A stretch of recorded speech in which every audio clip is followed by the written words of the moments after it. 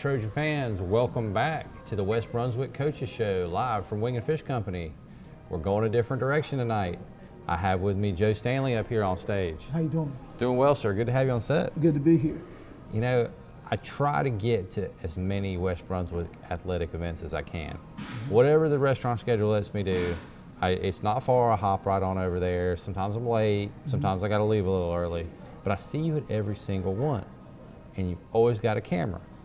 And then I see this great photography that we get from each and every event, or just about each and every event. There's gotta be a correlation there. Well, I'm a native of the area, and I've always supported the high school, even back in the 70s when they won state championships. I didn't get involved in photographing sports until my son became an athlete there. And he asked me, based on social media, why wouldn't I take some pictures and download them so his friends could see them? And that's how I got into it. I got you. Okay. It's like you're a fixture over there. Are they? Are you the official photographer of West Brunswick Athletics? No, actually not. There are a lot of other young ladies and gentlemen that are shooting, and we're good friends, and we collaborate about pictures and techniques and those kind of things. I got you. I got a feeling that you have shown some of them a couple techniques, because the shots you showed me before the show, we're talking crystal clear photography there. I'm seeing a guy sliding into second base, and you can see each individual grain of sand. Not every school has that. Right. You know, I guess I will never know the impact that it has on others. A lady told me the other day in her son's basketball career, she had captured 600 pictures of him that I took. And you know, I'm just shooting and not thinking about that. But to her, that's important, and that's something that will live on in infamy. Absolutely. We got working parents, can't be at every game. And not only that, but you know, on down the road, these athletes that you've captured on film, they have a record, and not only that, they have, you know, action shots of them dunking a basketball, or hitting a softball out of the park, or whatever the case is. Right. You know, my approach to photography is to try to be a comprehensive photographer. I try to shoot the scoreboard. After innings, I shoot into the stands and fans and reactions. And so if you look at my pictures at the end of the game, if you weren't there, you probably can still get a good idea of what went on. I would say so. If you're shooting that many frames in a game, it's almost like a timeline. Right. And this is an entirely volunteer thing for you. It's volunteer. You know, that's incredible. One of my son's favorite sayings, and one of mine has been for a long time, to whom much is given, much is required. And I feel like I've been blessed, not with wealth, but I had great parents, grew up in a great community, came back and became a part of that community. So that's one way that I try to give back. It's great to have you as part of the Trojan family. Thank you. Tell us what your schedule looks like with photography. It varies. Up from about the 80s until mid-2010, 2012, I did about 20 or 30 weddings a year. After that, I got some calls from people having events at Sea Trail, and I did a lot of event photography. And then I got back into sports photography. I did it some when my kid was in elementary school, because he played 4 sports. So that kept me out there doing something all the time, whether it was track, football, basketball, or baseball. Do you still do weddings and events? I still do weddings and events. Great. This is your chance right here. Okay. If you want to pick up a few events. Well, you know, I believe that you receive by giving, and I try to give. So, you know, if that happens, in most cases it does, I'll get a job out of this that will more than cover what I do, so it pays off. I mean, if there's any recent West Brunswick grads, or you're marrying a West Brunswick grad, whatever the case may be, this is your guy. Right. So, just throwing that out there. Okay. But you know, kids come to me now, and it's a way that I can connect with kids. I coached youth basketball for a long time. Of course, when you're coaching, you can't shoot and coach. Sure. But they connect, and they call me or text me and say, come to our game today and shoot some pictures of us. And that's a good feeling, because I stay in touch with the students and where they're going to school and what they're about, and even give them some advice sometimes. That's fantastic. Yeah. Now, when I see you on the sidelines or in the corner there at the gym, you know, I always say hi, but it seems like you're focused on something else. Right. This is, I mean, you treat this like it's a job when you're there. Well, if you're going to do something, do it right or stay on the porch. Sure. You know, I think when you take a picture or cook a meal or anything, it's your signature. And if it's bad, it's bad. That's if right. it's good, people respect you for it. And I have been amazed at how many people talk to me about my photography and how many people on the sidelines that I have given some information to make their pictures better. One of the hardest things is to try to get an automatic shooter on the manual shooting and understand how you do that. Because they tell me that pictures are blurred or that flash pops up, and I can tell them how to get around that. I gotcha. So you know the ins and outs around a pretty serious piece of digital equipment that, Pretty much. I mean, I have one, but it's more like a paperweight right now because I don't really understand it. You will only understand it by trial and error. When I start shooting pictures, every time I push the shutter, it costs me something. That's not true with digital. You can Right. shoot 10,000 pictures on one card and it never costs you a dime. So it's an excellent opportunity to practice and get better. And even to the point of looking at light and writing down what settings you shot under. So if you see that situation again, you'll know that's where I need to be.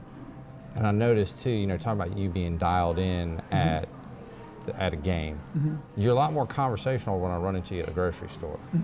It's like you got your game face on. Right. What are you looking for when you get to an event? Well, give me an overview here. 2 or 3 things. In basketball games, I was shooting for a long time and you never saw the ball much. I tried to capture the ball more. In baseball, I kept working at it until I'm able to stop the ball on the bat or stop it in a person's glove on a catch.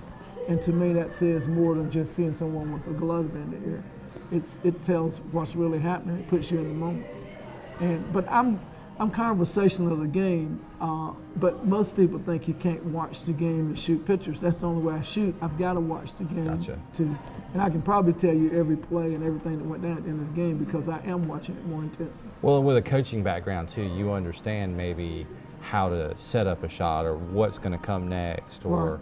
something like that. So it That's seems right. like you're really armed with It everything helps. to succeed. It really does help because if you don't know the game, you can't coach it, you can't play it, nor can you shoot it. That makes a lot of sense. Yeah. So, tell us a little bit about the equipment that you're shooting with. How do you make it come out so great? Well, I study a lot, and I found out early in my shooting career that lenses are probably more important than the camera. When you're shooting in gyms, it's usually low light situations, so you need the fastest lens you can find. By fast, I mean that's how low your aperture will go. Most of the cameras you buy off the shelf have a 4.5 to 5.6 lens. My camera has either a 1.8 or a 2.8.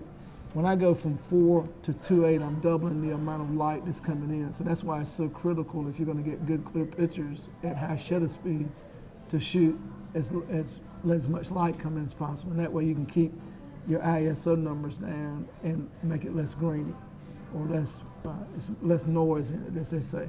So it's a combination of things. And even at a game, occasionally at a basketball game, you can make one setting and stay with it. But I usually find if I'm shooting on the floor, it's one setting. If I shoot in the stands, it's another. When I'm shooting a baseball game, if I start at 6 and go till 8, we go from real high light to twilight to artificial light. Basketball is more of a controlled environment. Yeah, it's more of a controlled Gotcha. environment. Even though it's a dark environment, it's more controlled.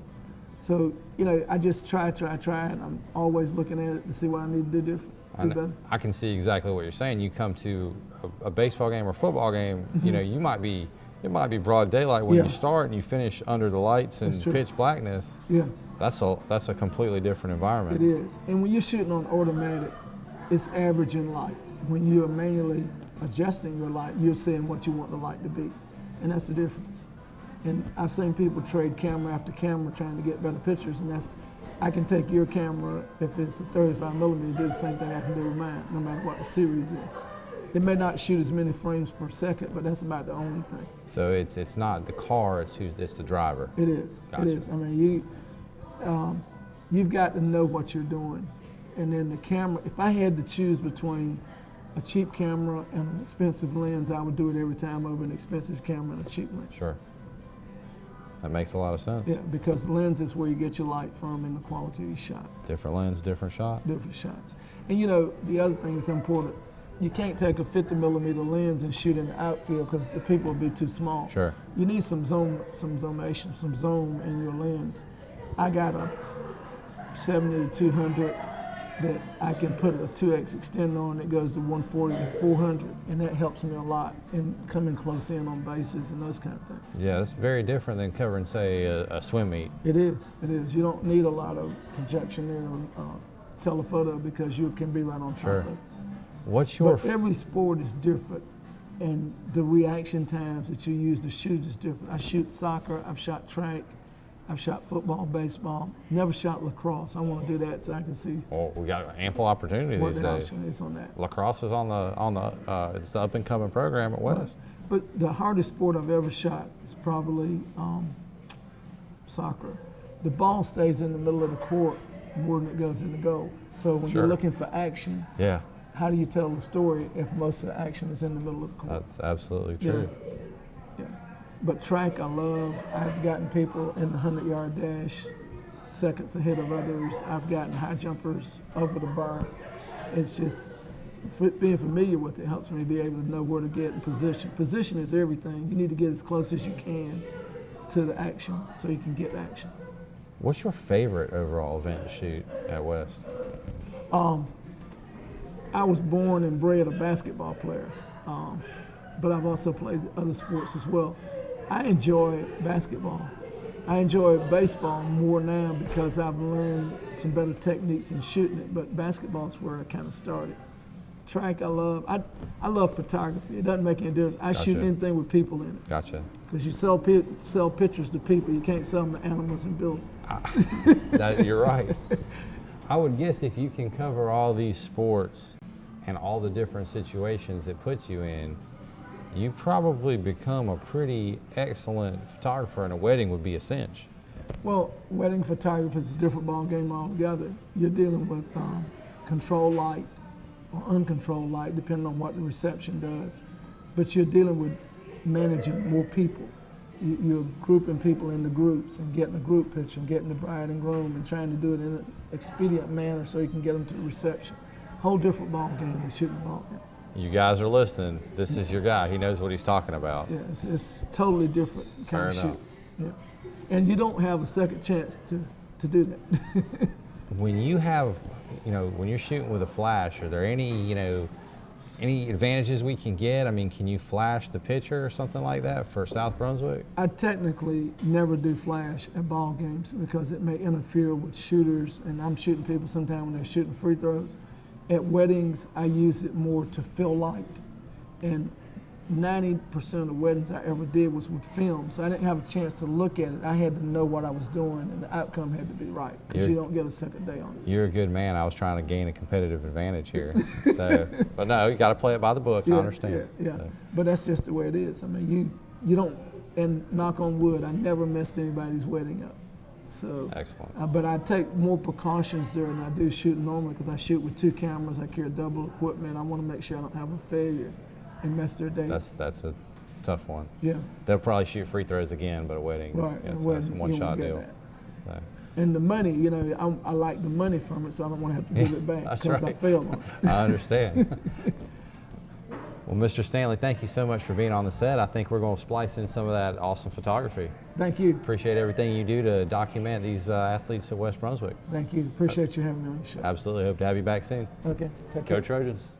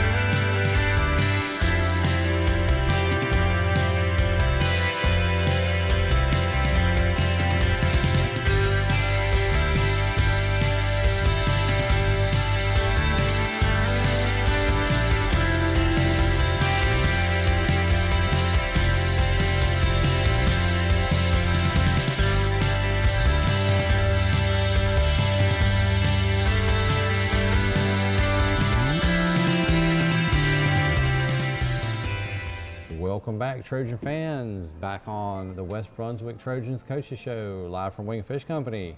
Have a real piece of West Brunswick Trojans history here with me tonight. Mike Stanley. Yeah, good to be here. I called you a piece of history. Maybe that's the wrong term. You're living history.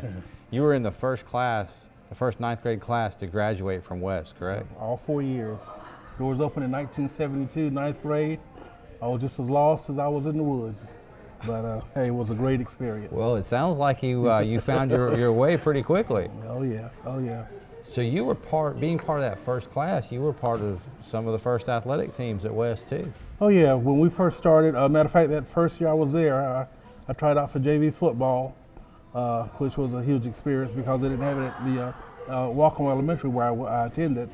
And so that was an experience. So I played 9th and 10th grade years, and then I started doing some other things. But I also did track, and I stuck with the track all 4 years. Got my lead and everything. But those experiences I really cherish because it's just like a fraternity. If you're a part of an athletic team, it's a lot of brotherhood, a lot of camaraderie, and memories you don't ever forget. Looking at you, it's hard for me to believe the timeline. What you're telling me about dates. I mean, I mean, from JV football, you're looking like you could still probably hit me pretty hard. So, you just remember, you said the dates. I did not. Right. Now, fast forward to the present. We've got a lot of teams at West. Yeah, we've got about 21 sports. Matter of fact, tonight, we're playing for 4 first-place finishes. Boys, varsity baseball, varsity softball, girls soccer, and girls lacrosse are all playing for first place tonight. We've come a long way. A long way. When I can remember when the only thing we had was football, basketball, baseball, and volleyball. Was that the case in '76 when you graduated? That was the case. Then we got in tennis, and that was it for a long time. And so we've added, what was that, another 16 programs? Oh since yeah. Then? Last 5 or 6 years, we've added swimming, we've added lacrosse, we've added girls and boys golf, girls and boys tennis. We've added, wrestling. Matter of fact, our wrestling program has really taken off. We've got a back-to-back state champion for the last 2 years. Absolutely. Coach Caraway does a really good job with that. Let's talk about some other champions we've had at West through the years. Well, in 1975, we've had our first basketball championship. That was quick. Yeah. we had some really great athletes. Gary Taylor was the coach then. Phenomenal guy.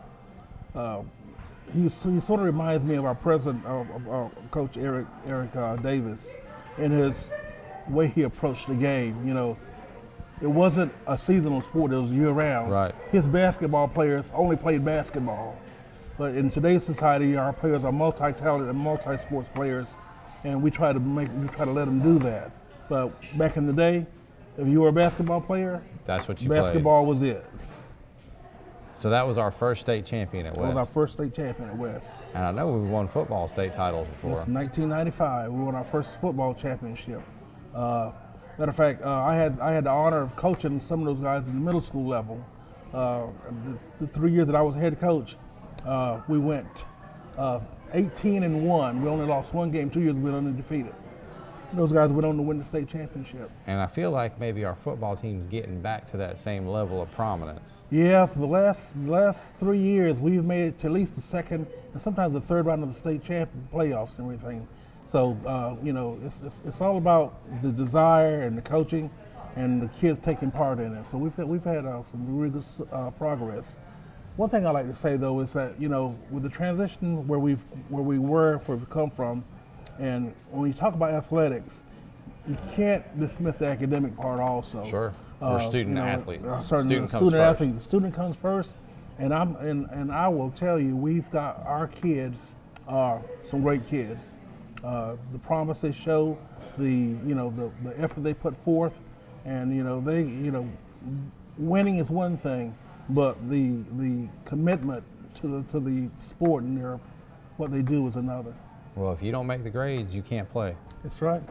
That's right. And of course, that's by state standards. So. Sure, and as well it should be. Right. But I mean, our coaches have a huge responsibility, and I think they go above and beyond to make sure these kids fulfilling study hall, and then holding them accountable too. Oh yeah, yeah. Those coaches do a good job of checking on grades, checking with teachers, making sure that those athletes do what they're supposed to do in the classroom, so when they get on the field, they can perform out there also. What's your favorite sport at West? My favorite sport at West? Well, I tell you what. Now I like basketball, but I love football. I understand. I will say it will be football. There's nothing like the lights on Friday night. Well, that's the only sport you got there and legally hit somebody. That's right. Wrestling's got a physicality to it too. Yeah, but You're right. Football, if you don't like the guy on the other side of the line, you can smack him. Yeah. long as we stay within the confines of the rules. Exactly. Before the whistle. Yeah. Or is it till the end of the echo of the whistle? And once the whistle sounds, you got to break it off. That's right. No, I completely understand. It's a good teaching tool too. Right. I mean, football is life in so many ways. Yeah, and our programs have come a long way. We started out as a football school, as a basketball school. Then you transition a little bit, but then you come back to it. So right now, if you were to ask me which was the dominant sport, there is no dominant sport. I'd have to say it's close. I mean, Eric has done a fantastic job with bringing the West Brunswick program to prominence. The girls team is getting better. Yep. They've definitely improved. We had, Ty, and then his brother took it over as the current coach, and it seems like it's improving each year. Each year. And then since Coach Kelly's taken over football, it's incrementally improved each year. Right. We had the most kids that try out this past year than we've had in quite a while. And baseball's always been great too. Oh yeah. Well, Mike Alderson is a legend. When he retired, everybody wondered how long he was going to stay retired, and it wasn't long. But he's back there assisting TJ. That's right. With those winning ways, and I tell you what, and I've always tell everybody, our coaching is one thing, but when it comes to our field, I put it up against any field in the state. And just one facility, again. Field of the year, our own personal field of dreams, right? Exactly.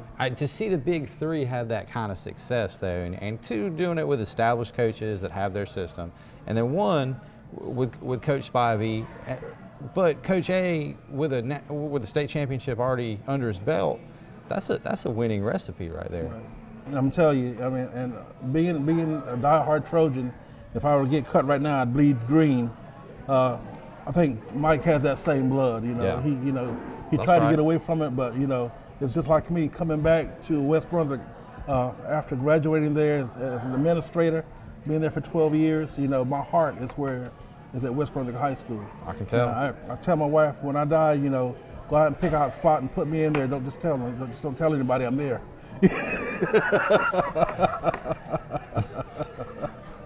Well, that's pretty intense. I don't really know what to say else other than that. Give me your best memory. Be honest, your favorite memory of Trojan athletics. It can be playing, it can be coaching, it can be just watching from the sidelines. Well, I'm looking at it from two aspects. As a spectator was when we won that football championship in '95. I was there. From a coaching aspect, you see these kids on the middle school level, because when I was coaching middle school football, and you see these kids grow and mature, and it's all about teaching them the fundamentals of the game. Sure. How to hit, how to tackle, how to catch a pass. And then when they get to that next level, and you can see that those things that you taught them flourish, and those high school coaches don't have to do it. Yeah. You know that you've done a good job. Sure. And I talk about that with Joe Stanley, our photographer, and other coaches about that all the time. If it begins at the middle school level, sure, because when they get to the high school, it's a continuation of the craft. Good coaches in all these sports, they know it starts well before they hit ninth grade. Right. I know that we know who's playing in county ball, who's playing at the middle school. You have to kind of know what you've got, and you have to see that these kids are learning, like you say, how to play the game. Exactly. Before ninth grade, you're on JV football team. Exactly. If the quarterback doesn't know how to take a snap and the running back doesn't know how to take a handoff and they don't know how to tackle anybody properly, we got a problem. Exactly. So it starts well before that. And so one of the things that a majority of our coaches are doing now, they're making those visits to those feeder schools, talking to those kids, talking to those coaches, working with those programs, having those kids come over and watch some of the high school athletes go what we do and talking to them. So and that goes a long way tremendously. It takes a whole village, doesn't it? It definitely takes a whole village. Now I understand you're a sportsman outside of high school sports too. You hunt and fish, right? Hunt and fish, but probably my number one sport is bowling. Okay. And that's one sport that we're hoping to get established at West Brunswick. I like so that'll it. be sport number 22. I got you. We've gone from 4 to 22 in really a brief amount of time. You're right. I've been talking to Brian McCall over at Planet Fun, and we've tried to establish some things, and we've had some kids go out and get on some teams. They've created something between Columbus, Brunswick, and New Hanover County already. But we're trying to get West Brunswick to establish a team with the other three high schools, so we have an inter-county play and tri-county play. I'd like to come and observe that and maybe participate in another lane that has the guards, because I'm pretty terrible at bowling. I think everybody who works here can attest to that. Yeah. So. Yeah, but I'm fortunate to have been a part of West Brunswick Athletics on track. Matter of fact, when I was there, the 4 years I was there, we were conference championships every year for track and field. We did our conference championships at Pembroke, at the college, and those are really things that I remember vividly and that I cherish a lot. Sure. The fun's in the winning sometimes, isn't it? Yeah, but back then it was in the running. Yeah, fair enough. So you're a busy guy. What do you do on Saturdays? When I'm not doing Saturday school for attendance makeups, I'm normally either fishing or bowling. Fair enough. Yeah. Well, fishing season is here. But flounders out there ready to be caught. Yeah. Well, we might have to grab a Saturday morning and go catch a couple flatfish. Well, I did that last Friday, matter of fact, Waccamaw River. And I have you didn't bring me a single fillet. Oh man, if I'd known. That's okay. That's okay. Mr. Stanley, thank you so much. Thank you. Appreciate your Trojan pride and being a part of the Trojan family. Hey. Hope to have you back on here. Yes, sir. Thank you much. Thank you.